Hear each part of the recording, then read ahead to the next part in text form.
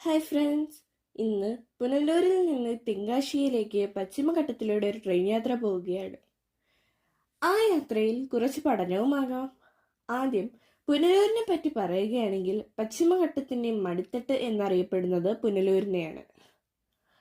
കേരളത്തിലെ ആദ്യ തൂക്കുപാലവും ആദ്യ പേപ്പർ മില്ലും സ്ഥാപിതമായത് പുനലൂരിലാണ്. കേരളത്തിലെ ഏറ്റവും ചൂടുകൂടിയ സ്ഥലവും പുനലൂരാണ്. പുനലൂരിൽ നിന്ന് ട്രെയിൻ തെന്മലയിലേക്കാണ് പോകുന്നത്. തെന്മലയെ പറ്റി പറയുകയാണെങ്കിൽ കേരളത്തിലെ ഏക വന്യജീവി സങ്കേതമായ ശെന്തുരണി കാടുകൾക്കിടയിലുള്ള ഒരു ഗ്രാമം. ഇന്ത്യയിൽ ആദ്യ ഇക്കോ ടൂറിസം പദ്ധതി തെന്മലയിലാണ് ആവിഷ്കരിച്ചത്. ഒരുപാട് തുരങ്കങ്ങൾക്കിടയിലുള്ള 13 കണ്ണാറ പാലം ഉൾപ്പെടെയുള്ള പാലങ്ങളിലൂടെയും കൊല്ലത്തെയും തമിഴ്നാടുമായി ബന്ധിപ്പിക്കുന്ന ആര്യങ്കാവ് ചുരം വഴിയുമൊക്കെയുള്ള യാത്ര ഒരുപാട് മനോഹരമായിരുന്നു.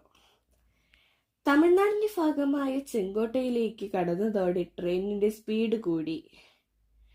അതുവരെയുള്ള മലകളും താഴ്വാരങ്ങളും നിറഞ്ഞ കാഴ്ചകൾ മാറി കൃഷിപ്പാടങ്ങളും തോട്ടങ്ങളും ഗ്രാമീണ ഭംഗിയുമൊക്കെ കാഴ്ചയായി. തെങ്കാശി സ്റ്റേഷനിൽ ഇറങ്ങിയ ഞങ്ങൾ അവിടെ കുറച്ചു കറങ്ങിയതിനു ശേഷം തെങ്കാശി കൊല്ലം KSRTCയിൽ പുനലൂരിലേക്ക് തിരിച്ചു വന്നു. Thank you.